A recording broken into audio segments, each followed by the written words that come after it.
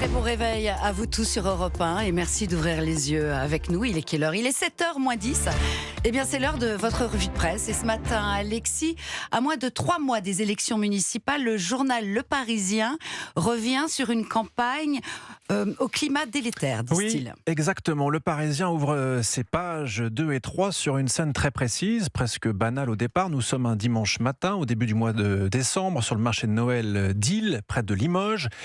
Des chalets, des familles, une ambiance de fête. Le candidat de la droite et du centre municipal Vincent Ray déambule entre les stands quand soudain, raconte le journal, un homme fond sur lui, sort une lame de 10 cm, la glisse sous sa cravate et lui lance cette phrase « Je ne vous aime pas ». Sidération, évidemment, du candidat qui reste figé quelques secondes, puis finit par dire « Posez votre couteau, il va y avoir un incident, monsieur ». L'agresseur s'éloigne et sera interpellé un peu plus tard. Il expliquera avoir voulu plaisanter. On n'a manifestement pas tous le même sens de l'humour.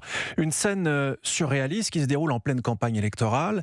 Et le Parisien insiste, ce n'est pas un cas isolé. Page suivante, le journal nous emmène à Ermont, dans le Val d'Oise. Là, la campagne municipale vire à l'épreuve psychologique. Cyberharcèlement, incendie criminel visant la maison d'un candidat, puis celle de ses parents. Conséquence, le candidat en question se retire de la course. Par peur, pour protéger sa famille, dit-il, et pour mesurer l'ampleur du phénomène. Le Parisien cite l'Observatoire de l'Association des maires de France. 2500 plaintes en 2024, après un pic à 2750 fait en 2023. Et 2025 est sur la même tendance, avec un quart de ces agressions qui se jouent désormais en ligne. Et cette campagne sous tension, ce climat de nervosité, il s'inscrit aussi dans un contexte politique beaucoup plus large, parce qu'au sommet de l'État aussi, le pays avance lui à découvert. C'est ce que raconte Le Figaro ce matin. La France se dirige tout droit vers une loi spéciale, faute de budget 2026 voté dans les temps. Après l'échec des discussions entre députés et sénateurs, le Premier ministre Sébastien Lecornu a entamé un cycle de consultation politique. Il reçoit, il appelle, il tente de trouver une issue, mais le calendrier est implacable. Le temps manque désormais pour faire adopter un budget avant la fin de l'année, d'où le scénario d'une loi spéciale. Conséquence, l'État va fonctionner au ralenti, lever l'impôt, payer les dépenses courantes et attendre. Cette loi spéciale permet de tenir, mais pas de décider. Pas de nouvelles politiques publiques, pas de visibilité. Et c'est là que les Échos apportent une lecture beaucoup plus sévère, presque brutale dans leur éditorial.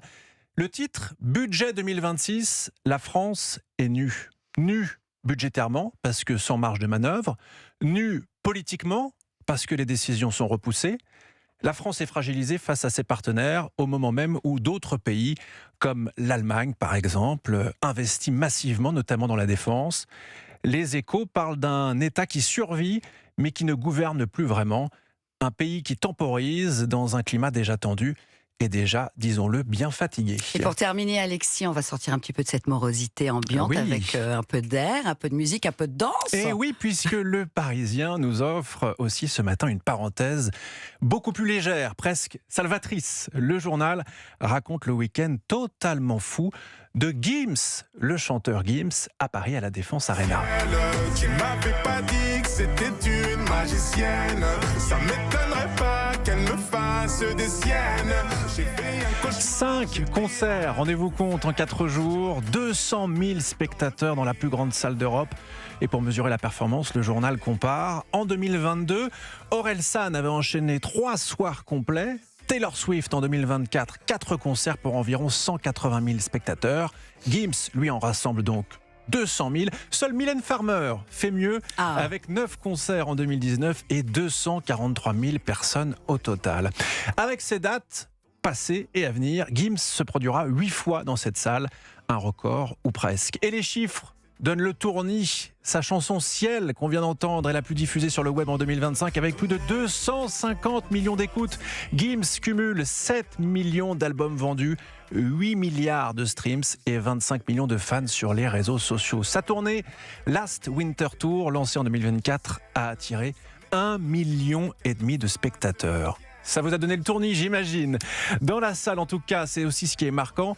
Le journal Le Parisien le précise, il y a des enfants, des parents et aussi des grands-parents. Le chanteur des cours d'école est donc devenu un phénomène populaire.